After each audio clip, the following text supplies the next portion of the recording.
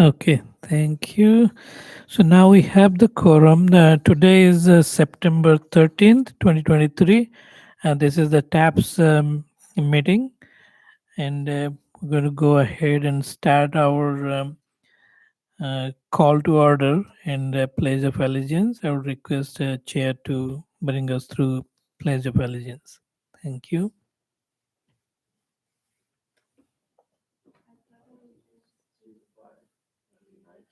America, under God. Will by-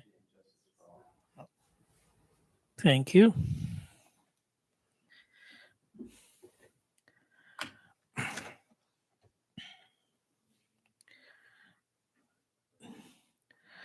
It will be roll call. Member Doyle, Chair Dunham Sims, Committee Member Moriarty. He mentioned that he will be absent today. We'll note that he is an absent. Member Collins, Present. thank you. Item number 3 on the agenda is approval of minutes for August 9, 2023 TAPS meeting, meeting of minutes. And does any of the members have any comments on the minutes of meetings? I make a motion to approve the minutes. I second. Yes, please. Dave is asking. Yeah, please. I'll make a motion to approve the minutes, please. Thank you. I'll second. Thank you. Roll call. Member Doyle, Here. Member Dunham Sims, Present. Member Collins. Aye. Thank you. Next item on the agenda, citizens to be heard. For items not on the agenda, there are no members, no citizens present at the uh, City Hall Council chambers. Are there any participants? Let me just check it. I do have. Okay. Dave, can you let him speaker 5748 telephone number to speak?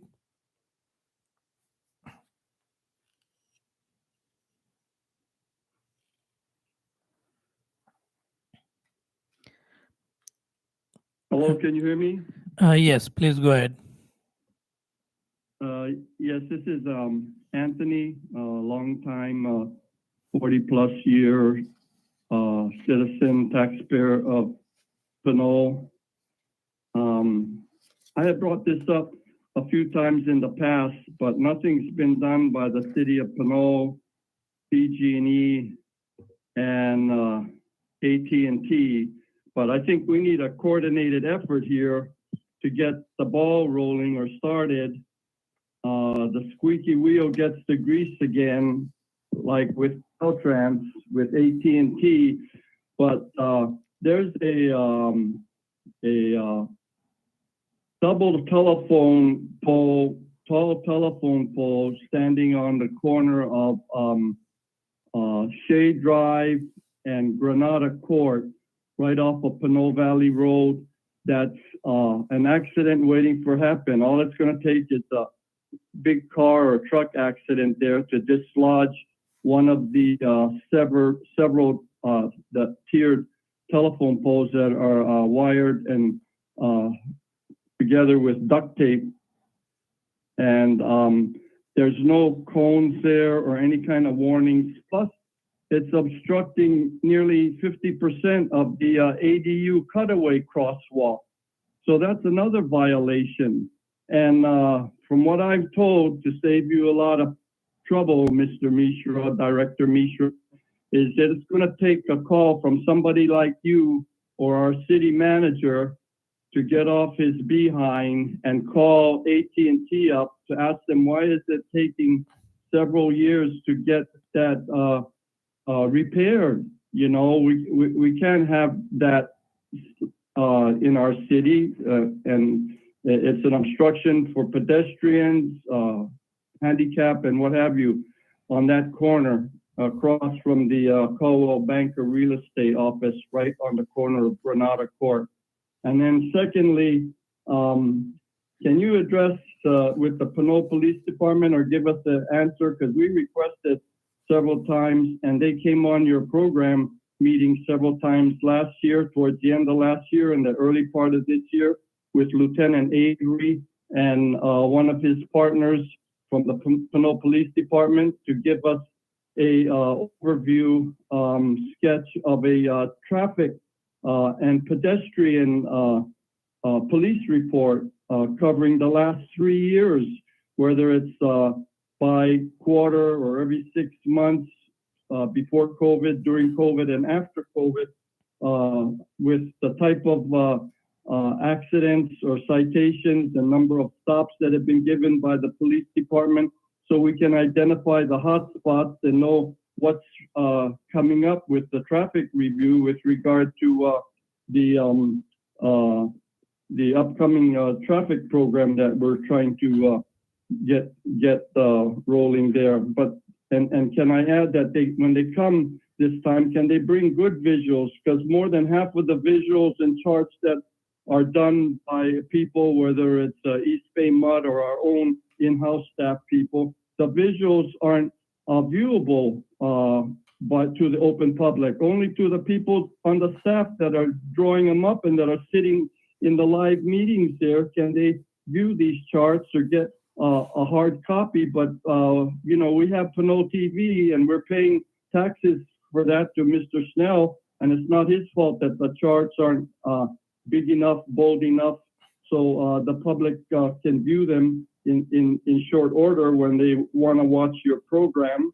And lastly, can you do something about the carbon emissions and timing of the queues on the streetlights from Henry all the way up Pinole Valley Road to Granada Court? There's more than almost a dozen streetlights, and half of them I think need to be queued. And also we asked for a review to limit the number of stoplights from Pinole Valley Shopping Center all the way up to Granada Court, because we have way too many stoplights going on morning, noon, and night. Or the least you can do as a Band-Aid is to put them on a slow yellow, red blinking warning signal after 8 o'clock at night when there is no traffic out there, because it's contributing to 20 to 30% excess carbon emissions for our city with the stop and go and the gasoline that's being used to stop at those stoplights and street signs unnecessarily.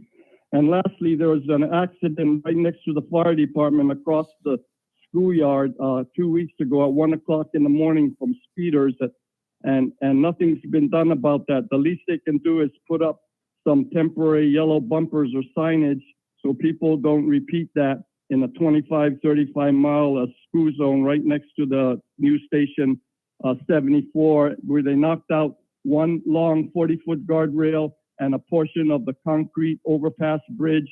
And it's a 20 to 30, 40-foot drop down into the creek ravine there if someone has to repeat themselves. And luckily no one was hurt. Thank you.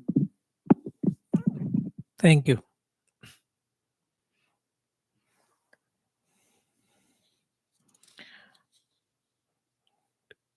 Do you need to respond to any? Are there any forms that we can direct the concerned citizen to fill out if they want to survey their neighbors and gain support for some of the issues they're concerned with? Yes. During the last meeting, we actually, detailed where the traffic calming policy is located, and we actually in the current today's agenda we have provided a link to that policy. If you're able to download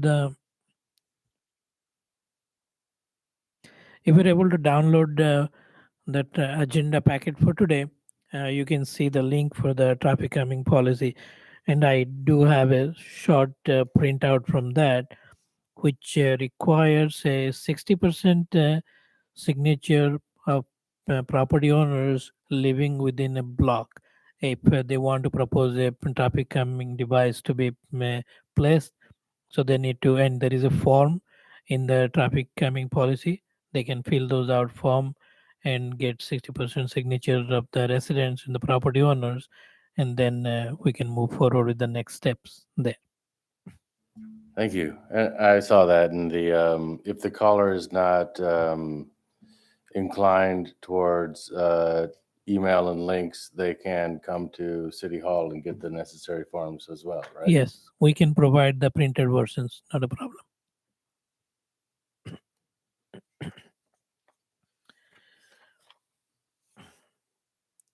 Okay.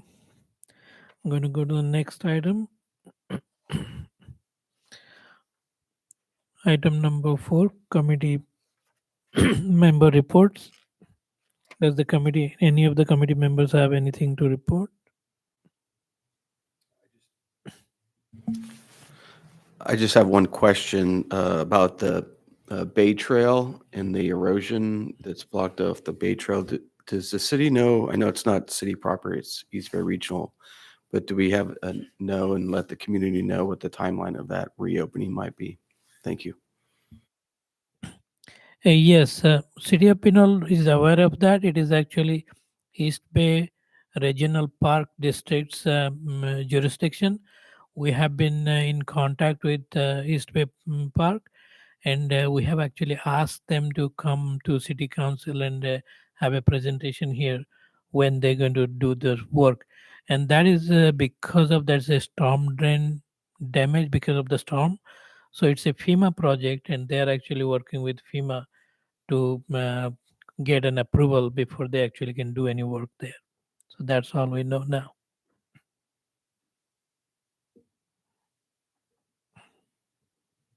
So you will see City Council agenda having that presentation soon. So.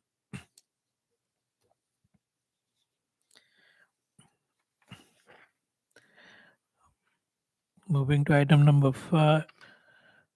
So, maybe I actually jumped over. Sorry about that. Item number 6, traffic and pedestrian issues. We received one email in the last month regarding speed bumps on Tenant Avenue near the Fernandez Park because the drivers are speeding. That email is part of this agenda packet. We'll review it, and currently we don't have any plans to act on this until we do a complete review for that part of the street. I'm going on to the updates and the list of issues that we have provided under the status here. And I have split those table just the Caltrans issues were a separate table and the other issues are in one table. So that is how I have split that for this time. That's as per discussion during the last meeting. So the only update I have here is for item number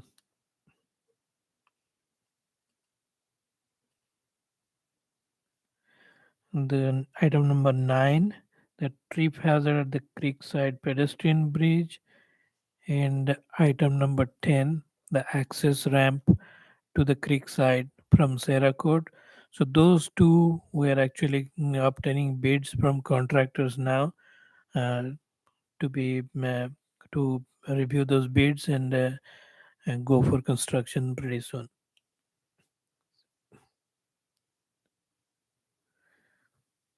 I don't have any other updates for other items here. There is no updates from Caltrans right-of-way issues. Are there any comments or questions on item 6?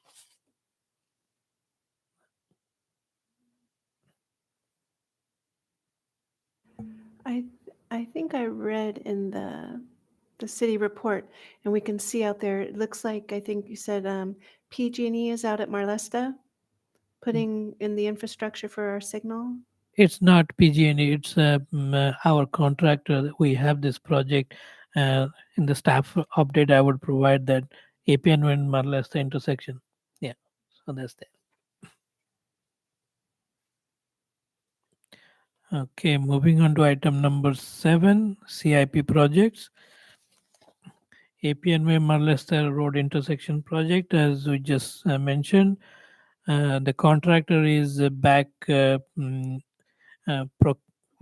field, starting the construction work, the foundation work for on the traffic lights at that intersection. That's a part of a CIP project, which was suspended for a while because of the procurement issues. And now that the contractor has procured the signal light poles and all, so they're back and they have started the foundation constructions there, and will continue construction and complete the project most likely by end of next month. So, and for Pinole Valley road improvements, we have attached a complete streets memo which was prepared by our consultant, and also the bid set plans to this agenda packet, and which we will be bidding soon. If there are any comments on those, I would be happy to note them. Yes. Okay. Thank you. We do not have any development projects currently under review by the planning department, but we have several projects which are under construction, and those details are provided in the link I have under item number 7 under development projects.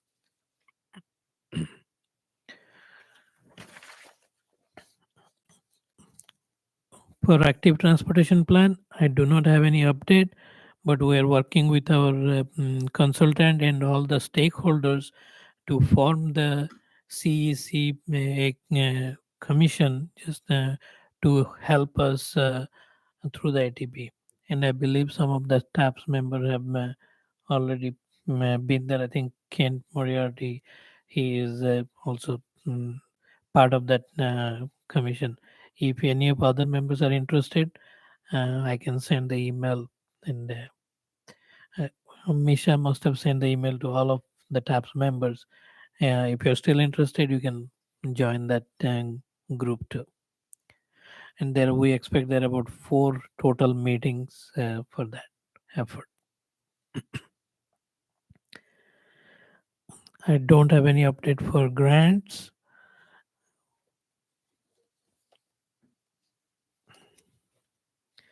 Item number 8, future agenda items. Does the members have any requests for future agenda items?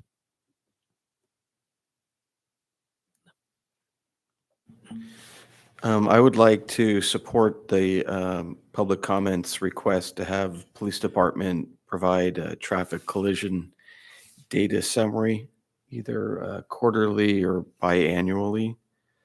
And I guess I would look for support from my peer committee members to see if that they're agreeable to have that as a future agenda item, and maybe we can have the police department present. Yeah, I'd second that. Okay. Okay. I will request the PD to come and schedule a time for the TAPS meeting. Then, okay. I don't think we need a roll call here. All the members are in agreement. And it doesn't have to be next month. It can be when it's they have Yeah. staffing and time. Okay. Thank you. With that, we are up to item number 9. I would request chair to adjourn the meeting. All right, everyone, thank you. Let's adjourn to October 11th, 2023 at 6 p.m. Okay. Thank you. Thank you.